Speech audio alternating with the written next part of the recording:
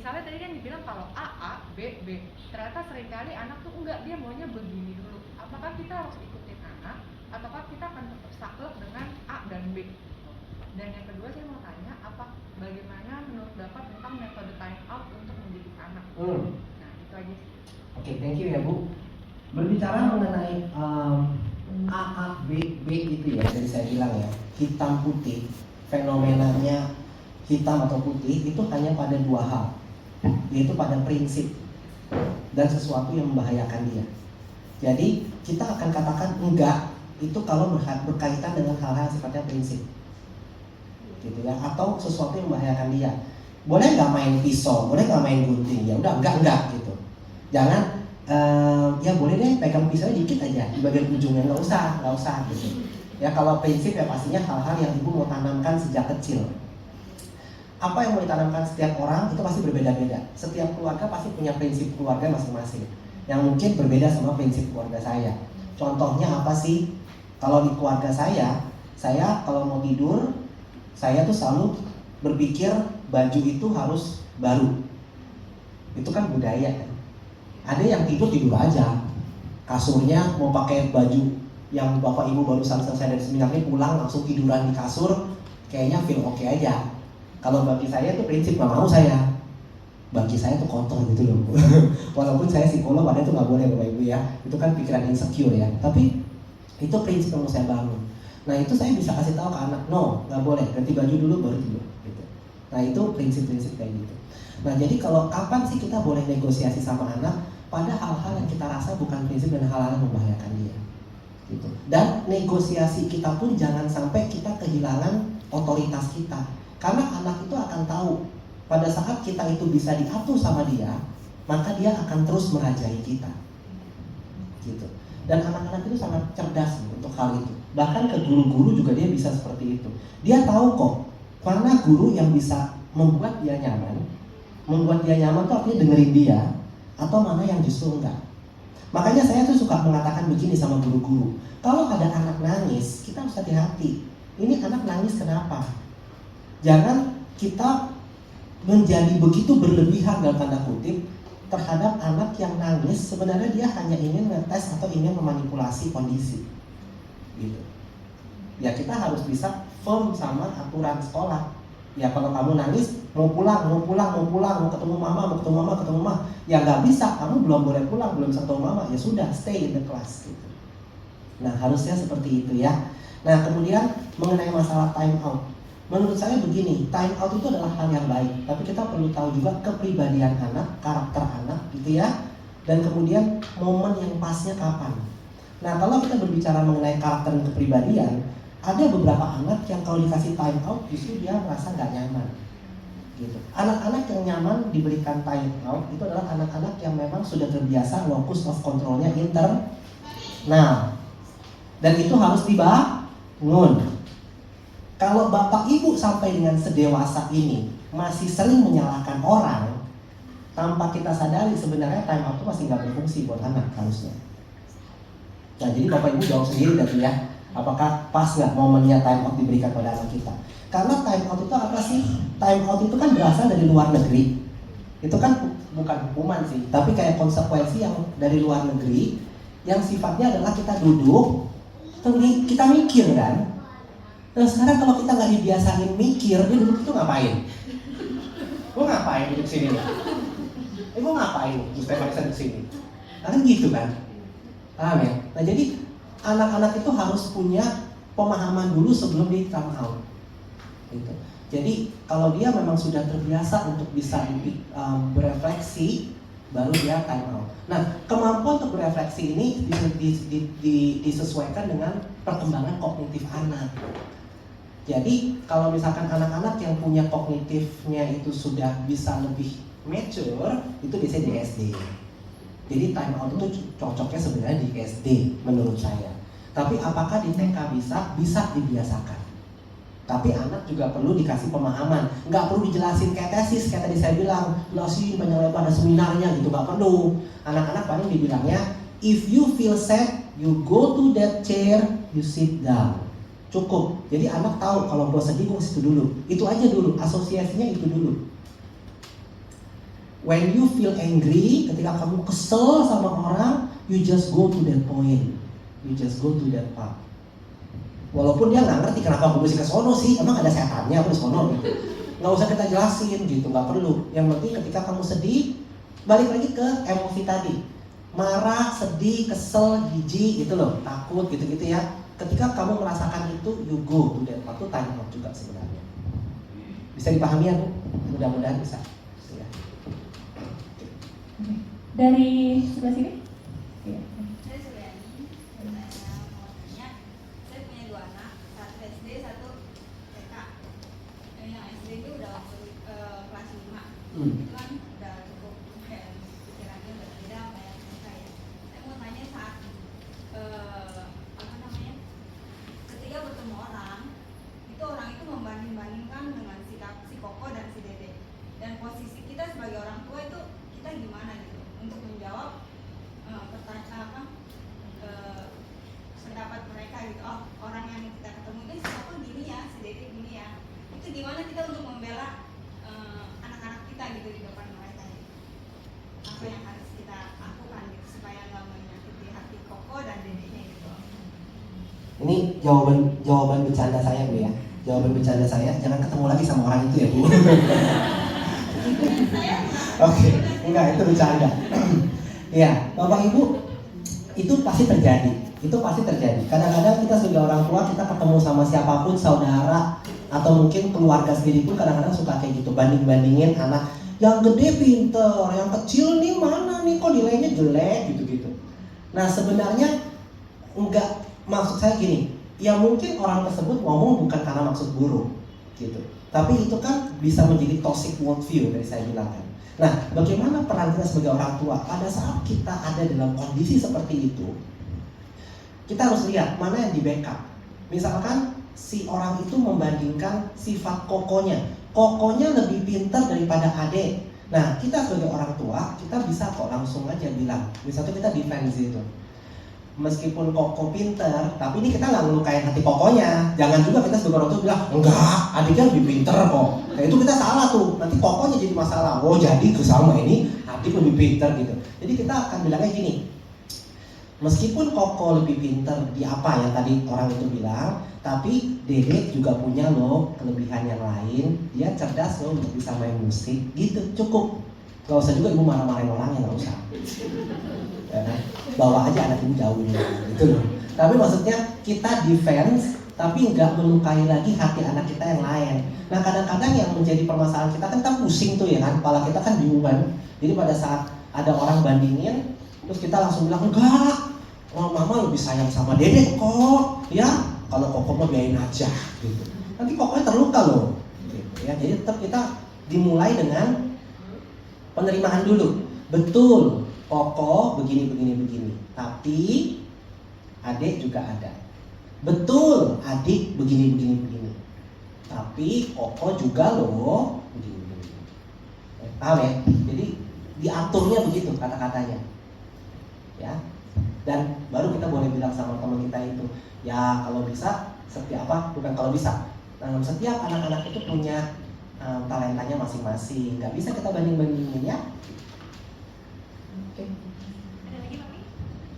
Oke. Dari Mami Abraham tadi mau bertanya? Ini Pak, anak saya kan suka tantrum kalau lagi main sesuatu yang dia nggak bisa, apapun itu. Kalau dia nggak bisa, dia tuh responnya kadang suka marah atau kayak banting-banting itu mainan gitu kan. Nah, kadang kalau di rumah kalau saya lagi lempeng, saya bisa kayak ya saya tungguin dia sampai selesai marahnya selesai, baru saya tanya kenapa gitu ya kan, mau dibantu atau enggak gitu. Cuman kadang kalau saya lagi kesel gitu, saya pengen berusaha untuk kayak nggak ngomelin dia, tapi cuman kayak pakai ekspresi kayak marah gitu ya kan, sampai kayak dianya sadar gitu, sayanya mukanya kesel gitu ya kan, baru dia kayak mama marah ya gitu ya kan. Kalau kayak gitu aja bisa nggak sih Pak gitu. Terus yang kedua saya mau nanya soal kayak kadang kan kita kalau bercanda sama anak gitu kan, kayak misalnya gimana ya, anak bilang aku nggak suka gitu ya kan, saya mama bercanda kayak gitu sama aku gitu, tapi kita kayak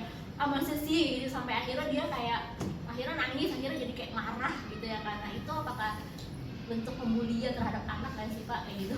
Oke. Saya mau bahas mengenai marah dulu Bapak Ibu ya. Anak-anak, kalau anak-anak kita itu ada angernya, itu 75% itu turun dari genetik sebenarnya. Jadi kalau kita menemukan anak-anak yang gampang tantrum, kita perlu lihat dulu. Jangan-jangan anger manajemennya kita juga nggak bagus. Karena anger itu sebenarnya turun menjadi temperamen. Temperamen itu kan sesuatu yang diturunkan secara genetik. Kepribadian itu adalah gabungan dengan lingkungan. Saya ulangi ya, temperamen itu adalah sesuatu yang diturunkan secara genetik. Papanya introvert, mamanya introvert, anaknya extrovert mungkin nggak? Anak tetangga itu. Papanya pemalu, mamanya sangat malu sekali. Anaknya terus bisa selamat pagi ibu bapak begitu kira-kira. Kita akan tanya ya, ini siapa yang lahir di jangan-jangan. Jadi kalau kita ada sikap marah atau anger kita masih belum bagus, itu pasti turun ke anak kita. Nah itu temperamen. Temperamen ini akan berinteraksi dengan lingkungan. Sekolahin di Imago Dei misalkan. Di Imago Dei guru-gurunya sabar, mengajarkan anak untuk bisa mengelola sabarnya mereka dan sebagainya. Anak kita yang anger itu akan sedikit lebih sabar. Jadi kepribadiannya akhirnya lebih bisa menahan diri. Nah itulah kepribadian, gitu ya. Nah jadi artinya apa Bu yang saya mau bilang gini, pada saat anak ibu marah, gitu ya, ibu boleh nggak kasih ekspresi untuk dia misalkan bisa tenang, itu nggak apa-apa. Tapi yang terpenting adalah bagaimana ibu bisa memanajemen emosi ibu juga dan memberikan solusi kepada anak how ibu solve the anger. Itu yang penting. Setuju nggak Bapak Ibu? Pada saat kita suka marah, kita kan harus cari tahu dong problem solve-nya buat saya bagaimana. Nah itu anak harus tahu how to solve the anger itu. Maksudnya paham ya? Sama kayak misalkan kita lagi naik motor, terus tiap kali ada yang nyalip depan kita, kita keluarin kata-kata kasar. Yang harus kita ubah apa? Untuk kita nggak kata-kata kasar dong. Nah perjuangan kita untuk nggak ngomong kasar itu, itulah yang ditangkap sama anak untuk dia berubah juga. Gitu. Jadi kita nggak bisa mengharapkan anak itu bagus sementara kitanya nggak berubah. Itu satu. Nah kemudian yang kedua tadi Ibu bilang apa? Kayak bully, gimana Bu? Ya, misalnya kita lagi bercandaan sama anak, tapi anak itu lagi nggak suka gitu dibercandain seperti itu, tapi kita terus-terusan gitu sampai kita menganggap itu lucu gitu, dan kita ketawa-ketawa, masih gitu doang gitu-gitu, tapi sebenarnya tuh anak udah bilang aku nggak suka gitu, stop gitu ya kan, tapi kita terusin aja gitu sampai anak itu marah, nangis, itu termasuk pembulian apa enggak? Bully Bu. Bapak Ibu, kita perlu tahu definisi bully. Saya sedikit jelaskan ya supaya Bapak Ibu juga paham bully itu apa. Bully itu adalah sebuah tindakan, nggak harus ibu ya, nggak harus orang tua, bisa juga guru, bisa juga teman. Sebuah tindakan yang kita lakukan secara sadar. Sebuah tindakan yang kita lakukan secara sadar yang sifatnya itu bisa verbal, kata-kata, atau bisa non-verbal, ekspresi kita, perlakuan kita gitu ya, yang kita lakukan terus-menerus dan membuat orang itu terancam secara fisik ataupun secara psikologis. Contohnya, Ibu Bapak pernah tonton Glory nggak? Drakor. Saya suka nonton drakor ya. Itu dia dari kecil sama teman-temannya dipakein cakokan, dipanasin badannya gitu. Itu kan berulang kali dan itu kan fisik kan. Nah itu bully karena dilakukan secara sengaja terus-menerus dengan ada unsur kekerasannya. Nah kalau yang tadi ibu katakan tadi, kenapa saya bisa bilang bully? Karena ibu udah tahu dia kesal, tapi ibu justru menikmatinya. Nah pada saat kita menikmati untuk membuat orang kesal, menurut saya itu sudah bully sebenarnya.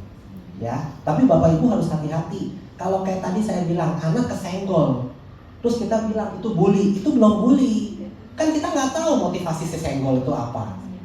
Bener nggak? Kan ibu bapak juga nggak mau kalau saya tiba-tiba bilang, oh ibu bully saya, padahal ibu cuma ngomong Pak Andi kepalanya botak deh. Kan itu kan bukan bully dong, bener nggak sih?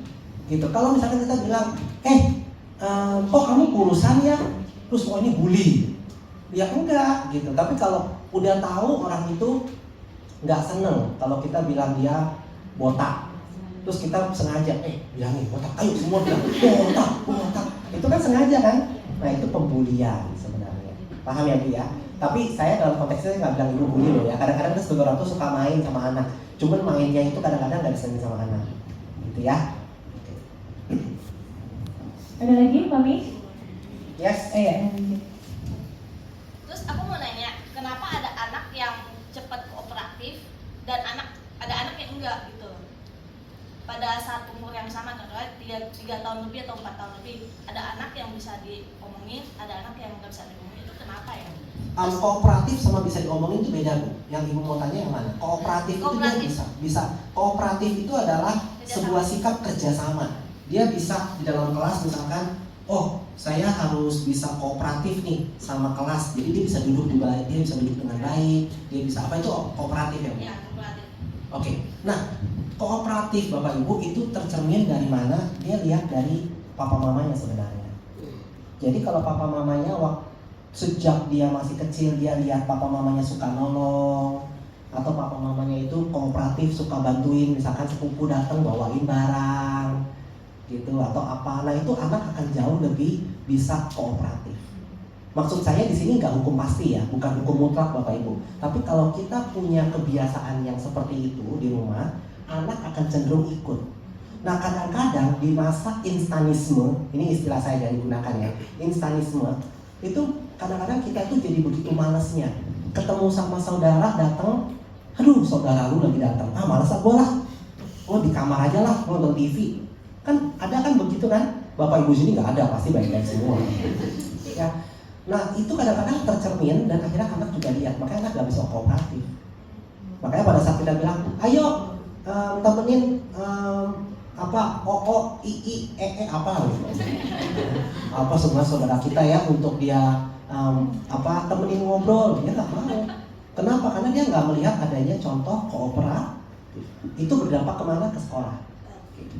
Enggak, maksudnya Yes. kayak contoh simple kan, kalau misalnya kalau disuruh makan duduk kan, kan biasa kalau orang tua kan makan juga duduk kan dia lihat. Tapi kalau misalnya kita suruh dia makan duduk dia nggak mau, dia lari-lari.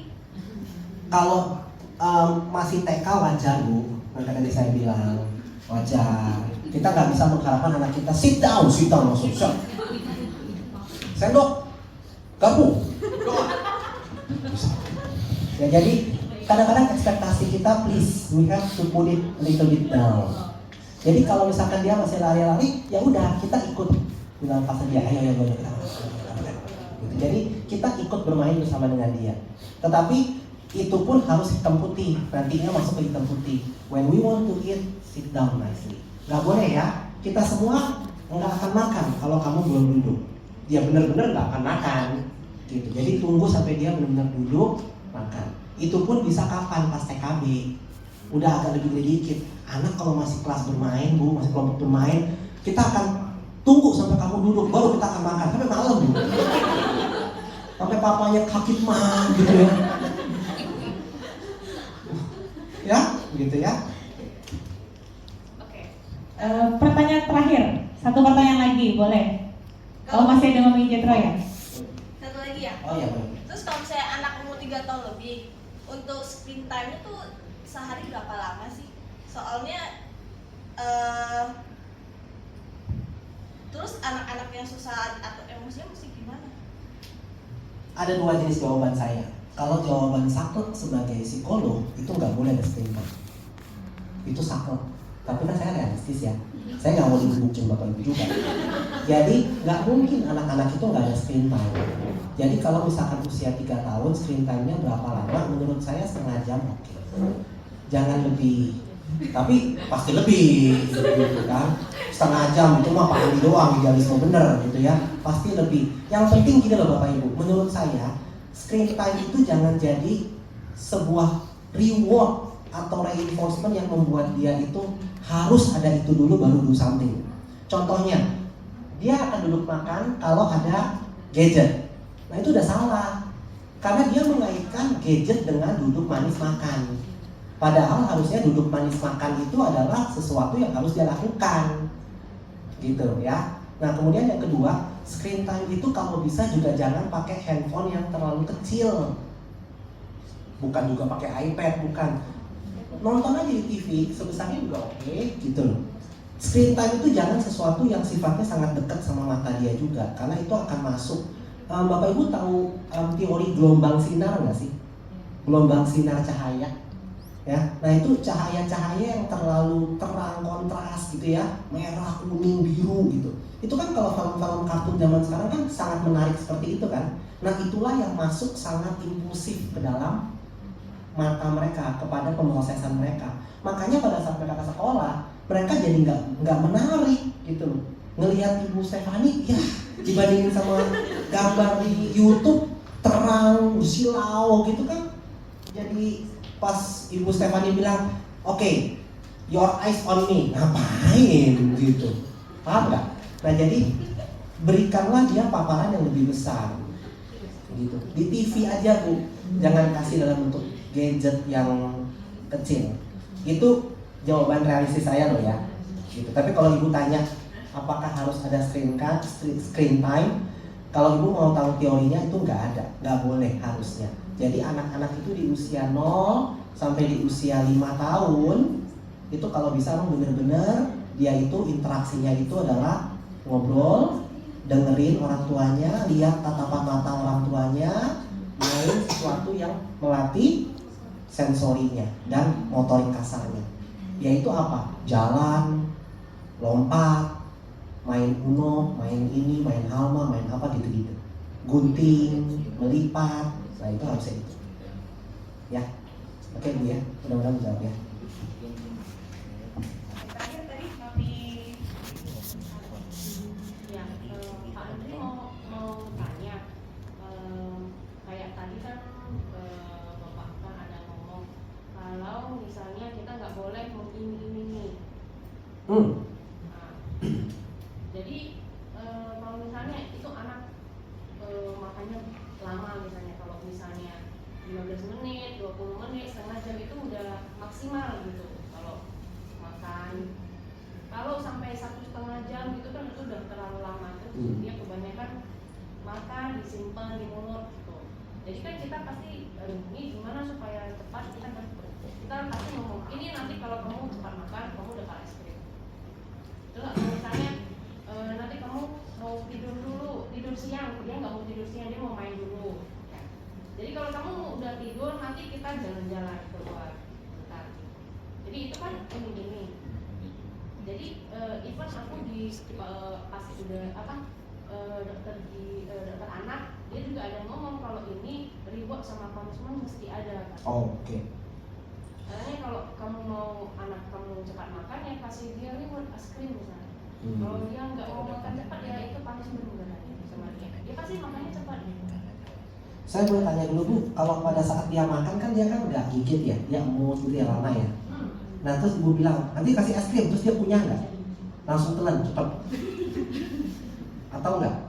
Ya dia lebih mendingan, Lebih mendingan. tapi walaupun dengan terpaksa. Oke, gini Bapak Ibu, karena ini ada dua konteks. Kalau saya mendengarkan kasus seperti ini, kita mesti akses lebih banyak.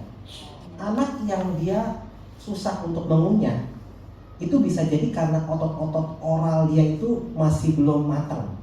Nah itu harus ada terapinya. Terapi wicara namanya, untuk melatih kekuatan otot di rahang-rahang mulutnya. Dan biasanya, ini kabar buruknya ya, anak-anak yang memang kekuatan otot mulutnya itu belum bagus, itu biasanya dampaknya speech delay. Dampaknya lagi ke depannya adalah akademiknya bermasalah di sekolah.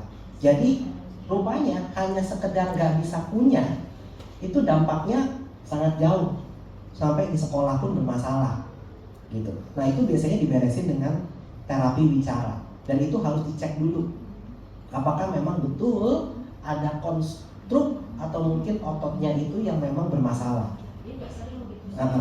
Tapi kalau Ibu betul, tapi kalau tadi Ibu bilang pada saat dia dia terus udah itu, ayo kita makan aja gitu, berarti itu kesengajaan. Paham Bapak Ibu ya?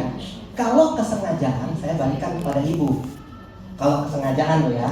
Kalau itu adalah kesengajaan, saya kembalikan pada ibu. Saya setuju dengan dokter tumbuh kembang tadi. Sesuatu itu harus diberikan punishment and reward karena dia penganut behavior. Gitu. Tapi konteksnya apa dulu?